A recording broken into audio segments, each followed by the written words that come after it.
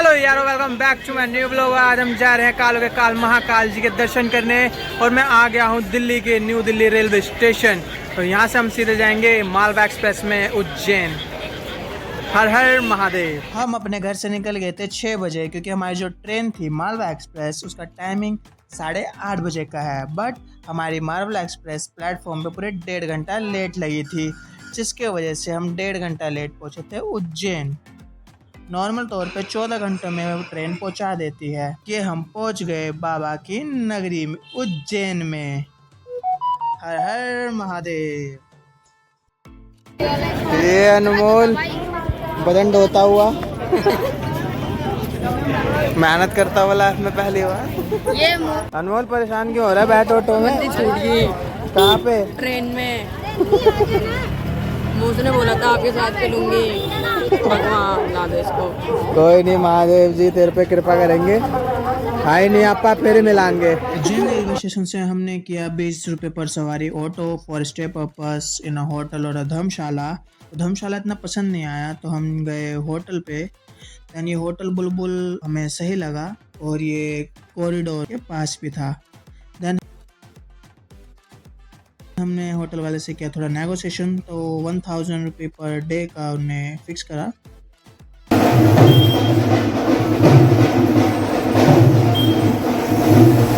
ये है महाकाल कॉरिडोर और ये है हमारा होटल का रूम। तो अब एक्सप्लोर करते हैं अपना रूम। ये है bed, fan, light okay, check है। This is the bathroom and AC. और क्या चाहिए गाइस, सब चंगा है। तो हमें लग रही थी भूख और होटल के बाहर लगे हुए थे स्टॉल। तो सबसे पहले हमने खाए उज्जैन नगरी के तीखे गोलगप्पे। लो आप भी टेस्ट करो।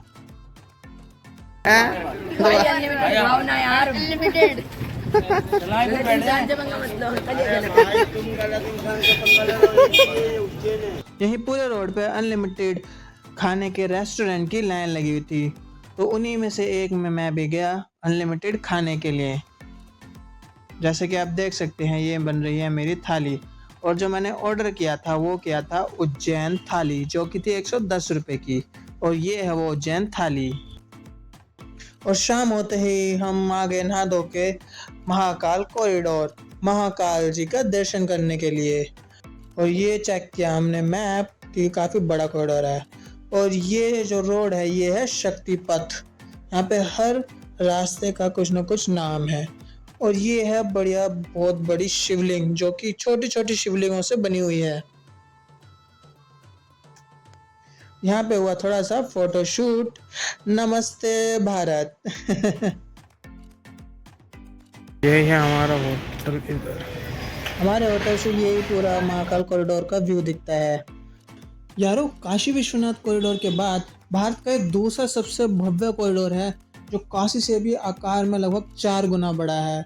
और इसे रास्ते पर चलते हुए आपको ऐसा लगेगा जैसे आप साक्षात शिव जी के लोक की ही सैर कर रहे हैं। यह पूरा भव्य कॉरिडोर प्राचीन रुद्र सागर झील के किनारे विकसित है। और क्या आप जानते हैं कि दुनिया की सभी 12 ज्योतिर्लिंगों में से केवल महाकालेश्वर ही एकमात्र एक ऐसे देव हैं जो दक्षिण मुखी हैं, साउथ फेसिंग। शास्त्रों में दक्षिण दिशा को काल यानी मृत्यु की दिशा माना गया है, और स्वयं महाकाल यहाँ मृत्यु को वश में करने के लिए बैठे हैं। यहाँ काल का भी काल बदल जाता है, इसलिए तो हम इन्हें महाकाल कहते हैं। शिव पुराण के अनुसार प्राचीन काल में उज्जैन में रत्नमाल पर्वत पर एक दूषण राक्षस रहा करता था, जिसने वहां के ब्राह्मणों और प्रजा पर अत्याचार कर रहा था। जब ब्राह्मणों ने भगवान शिव जी से पूजा करके उनसे रक्षा मांगी, तब शिव जी ने वहां की धरती फाड़कर एक महाभयानक हुंकार के साथ प्रकट हुए और दूषण का वध कर दिया। राक्षस का वध करने के बाद भक्तों के अनुरोध पर शिवजी जी हमेशा के लिए वहां लिंग रूप में स्थापित हो गए और उनका नाम पड़ा महाकालेश्वर, जो समय और मृत्यु के भी स्वामी हैं। जय श्री महाकाल।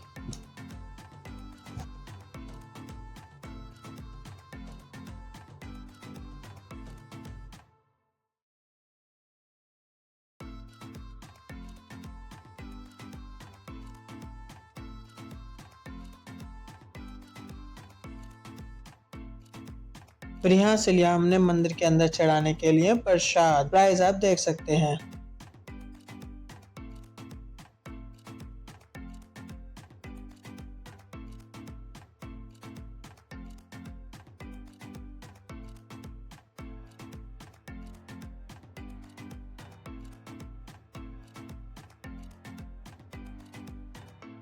पूरा कॉरिडोर इतना अच्छा है, मूर्तियाँ इतनी अच्छी हैं, इतनी सारी मूर्तियाँ और वो भी इतनी अच्छी अच्छी। दीवारों पर इतनी कलाकारी कर रखी है, पत्थरों के ऊपर चित्र बनाए हुए हैं। बहुत ही प्यारा कॉरिडोर है। मेरा फोन दिखाना। राधे राधे राधे दिखाना मेरा वाला फोन।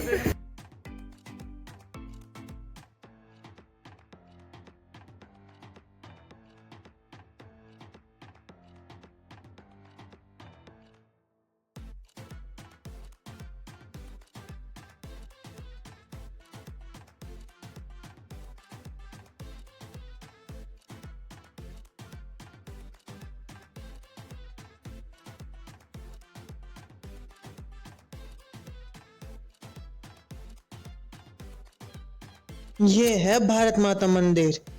इसमें भी जाएंगे महाकालेश्वर मंदिर के दर्शन करने के बाद। भारत माता की जय। यहाँ होते हैं जूते जमा महाकालेश्वर मंदिर के अंदर जाने के लिए, और उसी के जस्ट सामने होते हैं मोबाइल जमा। और कुछ लोगों को ले जाते हुए और मैंने देख लिया था, इसलिए बाकी मोबाइल जमा कराने के बाद उसमें मैंने अपना मोबाइल जमा नहीं कराया था लॉगिन करने के लिए।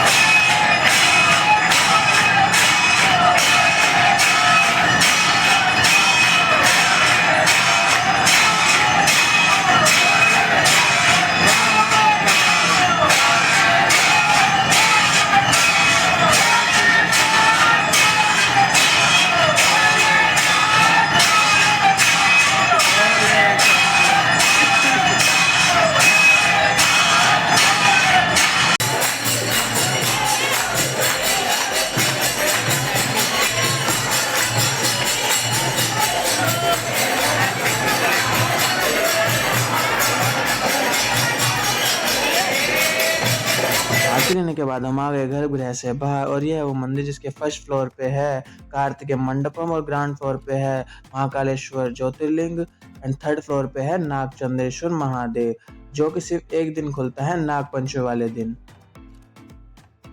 और यहीं अन्य मंदिर भी हैं जैसे गणेश मंदिर, बजरंगबली मंदिर, माता पार्वती मंदिर और अन्य देवी देवताओं के मंदिर भी हैं जहाँ के दर्शन आप कर सकते हैं।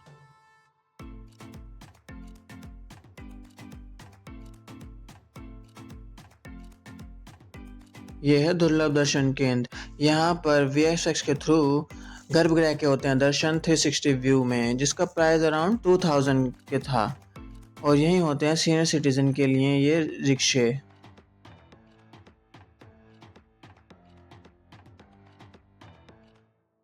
आज के ब्लॉग में हमने कवर किया महाकाल कॉरिडोर और महाकालेश्वर ज्योतिर्लिंग। और इस ब्लॉग से कुछ भी इंफॉर्मेटिव और अच्छी लगी हो तो इसको लाइक शेयर कमेंट करना ना भूलें।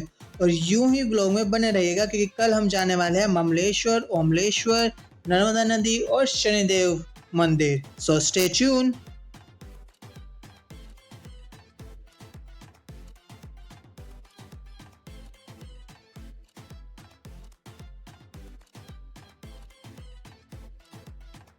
फिर हम चल दिए इस कॉरिडोर से बाहर इस ब्यूटीफुल फ्लाईओवर के थ्रू, और यहाँ से पूरे मंदिर का व्यू बिल्कुल अमेजिंग था। और ये रास्ता जा रहा है वहाँ जहाँ भस्म आरती के लिए रुकना पड़ता है, नाम लिस्ट कराना पड़ता है। तो एक दिन पहले ही यहाँ पे अपना नाम लिस्टेड कराना पड़ता है गार्ड को, और फिर उसके अगले दिन हम जा सकते हैं सुबह 4 बजे भस्म आरती के लिए। सो फिर पास में ही हो रहा था माता का भंडारा, तो हमने खाया उड़ीसा का लोकल फूड और चल दिए होटल की ओर। तो मिलते हैं अब कल के व्लॉग में। जय श्री महाकाल। वाफला, लड्डू का चूरा, दाल।